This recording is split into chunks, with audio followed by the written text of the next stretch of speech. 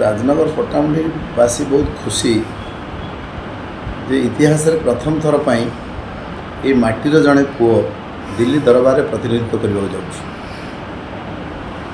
आम समस्ते कृतज्ञता जनइबू माननीय मुख्यमंत्री नवीन पट्टनायक को राजनगर माटीर पुओ से दिल्ली रे प्रतिनिधित्व करने केन्द्रापड़ा लोकसभा क्षेत्र में प्रार्थी कर सबुठ बड़ कथा हूँ अंशुमान महांती जी आमर प्रार्थी होती से होती स्वर्गत नलिनी महांती सुपुत्र।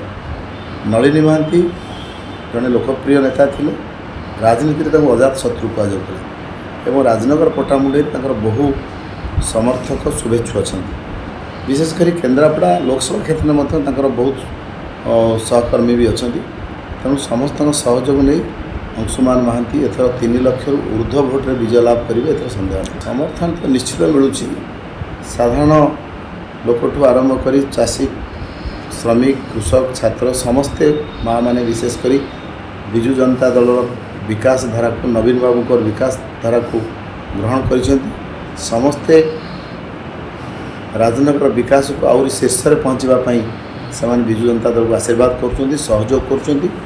तेणु जनसाधारण सहयोग आशीर्वाद जो उत्साह मिलूँ से अधिक काम करने को आग्रह हो। तेणु आगामी निर्वाचन एकतरफा हम और निश्चित भाव में विजु जनता दल विजय हम, विकास विजय हम, निर्वाचन एकतरफा हम।